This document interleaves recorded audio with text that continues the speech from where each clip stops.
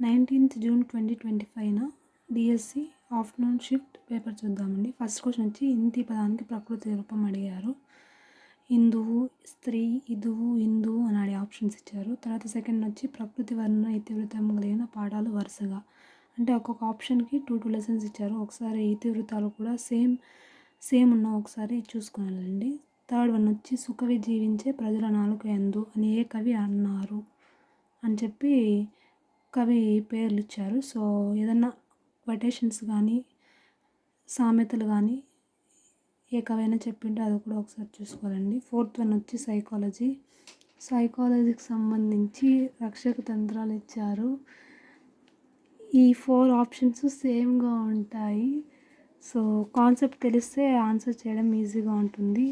Fifth one వచ్చి recent current అఫైర్స్కి సంబంధించి నరేంద్ర మోడీ గారు స్టార్ట్ చేసిన ఏక్ పేడ్ మాకే నామ్ అనే ప్రోగ్రాం గురించి అడిగారు. ఇది వచ్చి మారిషస్లో కూడా దీన్ని ఇంప్లిమెంట్ చేశారు మోడీ గారు.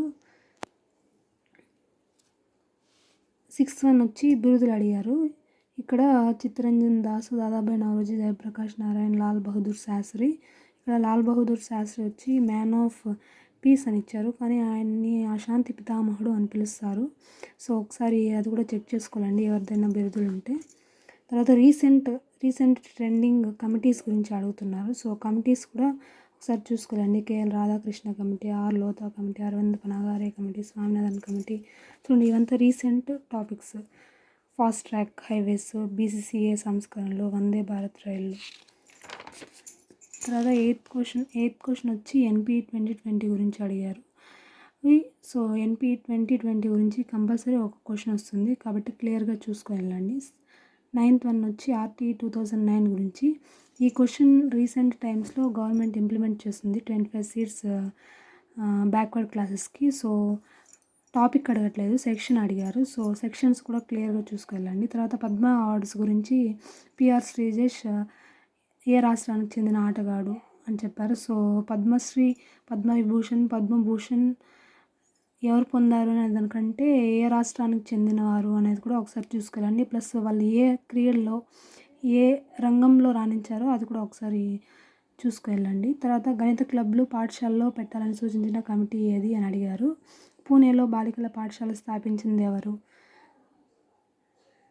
13th వన్ జ్ఞానం, విద్యా సాధన అనేవి ఏ సామర్థ్యాలు, అవి ఏ రంగానికి చెందినవి అని అడిగారు. అంటే ఒక్కొక్క ఆప్షన్లో 2 రంగాలు ఇచ్చి ఇది ఏ రంగానికి సంబంధించింది అని అడిగారు. 14th వన్ ఇచ్చి 56,000 మొత్తానికి 2 సంవత్సరాల వడ్డీ 280 రూపాయలు అయినా వడ్డీ శాతం ఎంత అని అడిగారు. సో ఇది చాలా ఈజీ క్వశ్చన్. తర్వాత మొదటి 8 ప్రధాన సంఖ్యల సగటు అడిగారు. తెలుగుకు సంబంధించి ఉపమా అలంకారంకి సంబంధించి ఒక వాక్యం ఇచ్చారు. ఆ వాక్యంని ఇది ఏ అలంకారానికి చెందుతుంది అని గుర్తించండి అని ఇచ్చారు. వర్బ్స్ ఇది ఫిలప్స్ టైప్స్లో ఇచ్చారు వర్బ్స్. తర్వాత ప్రిపోజిషన్స్లో డ్యూరింగ్ ఇది ఏ టైప్ ఆఫ్ ప్రిపోజిషన్ అని అడిగారు. తర్వాత మ్యాథమెటిక్స్ అనే పదాలు ఏ భాష నుంచి తీసుకోబడ్డాయి? ఆప్షన్స్ వచ్చేసి మ్యాథమెటికా, హ్యూరిస్కో, టెక్నే, మ్యాంథనైన్ అనే ఆప్షన్స్ ఇచ్చారు. అది కూడా ఒకసారి భాషా పదాలు కూడా చూసుకెళ్ళండి. తర్వాత 20th వైగోట్స్కి ప్రకారం పిల్లల్లో జ్ఞానం పెరగడానికి ఆధారం అని 4 ఆప్షన్స్ ఇచ్చారు. అందులో పిల్లల అంతర్దృష్టి, సాంఘికంగా వాళ్ళు సమాజంలో పాల్గొనడం, తల్లిదండ్రుల వైఖరి అని ఇచ్చారు. తర్వాత హెర్బర్ట్ సోపానాలు అడిగారండి. అంటే హెర్బర్ట్ సోపానాల్లో వరుస క్రమం అడిగారు. అంటే ఒక్కొక్క ఆప్షన్లో సోపానాలు ఇచ్చేసి దాన్ని వరుస క్రమం అడిగారు. తర్వాత ఆహార జాలకంలోని వరుస క్రమం అంటే ఒక 4 టైప్స్, అంటే 4 చార్ట్స్ ఇచ్చేసి ఇందులో ఏది కరెక్ట్ అని చెప్పి ఇచ్చారు.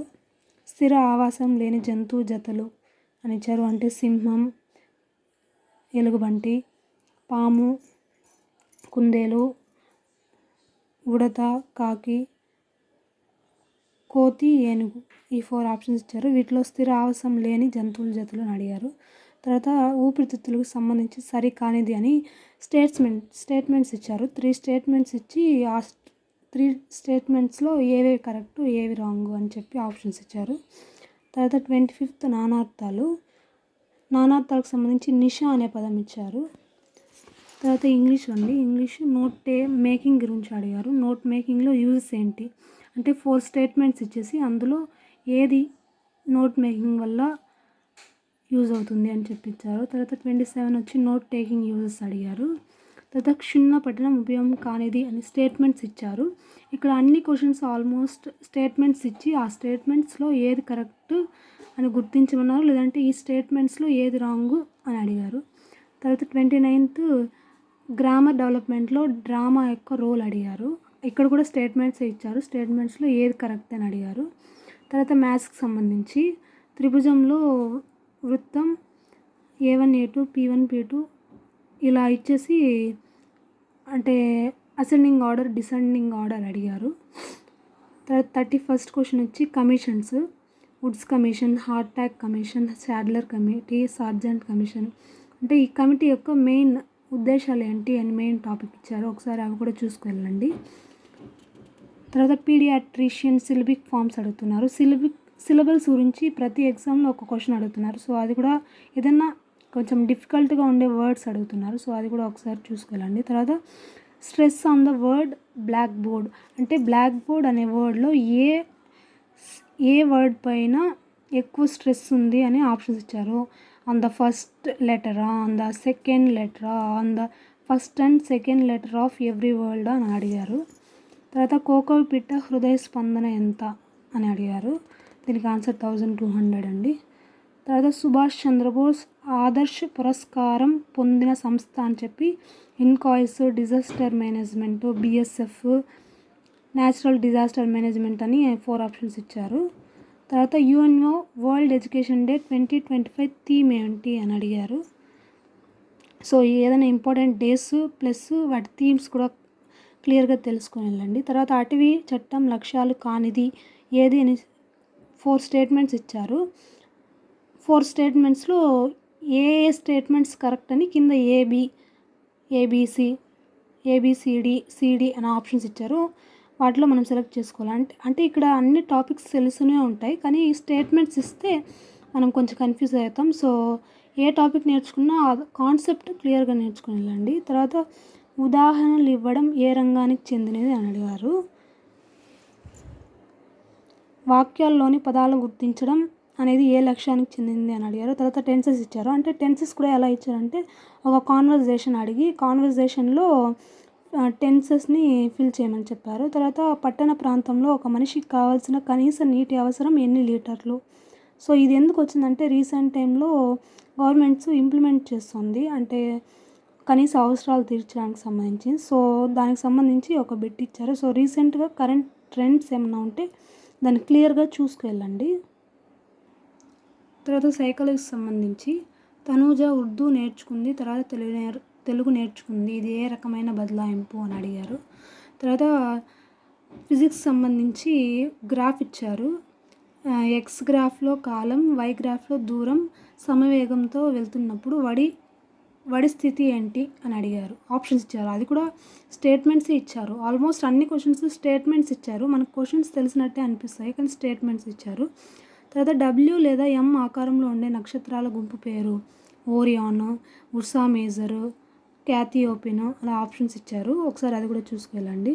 ఉర్దూ నుండి తెలుగు సాహిత్యంలోకి వచ్చిన ప్రక్రియ ఏది? నాని, గజల్, హైకూలు, పేరడి. 46 తెలుగు ఛందస్సు ఏ విభాగం?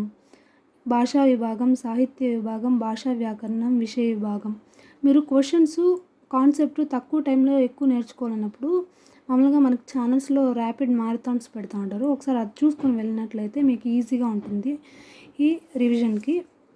తర్వాత కెమిస్ట్రీకి సంబంధించి zinc plus copper sulphate which gives a product colour అడిగారు. ప్రోడక్ట్ అడగలేదు, ప్రోడక్ట్ కలర్ అడిగారు.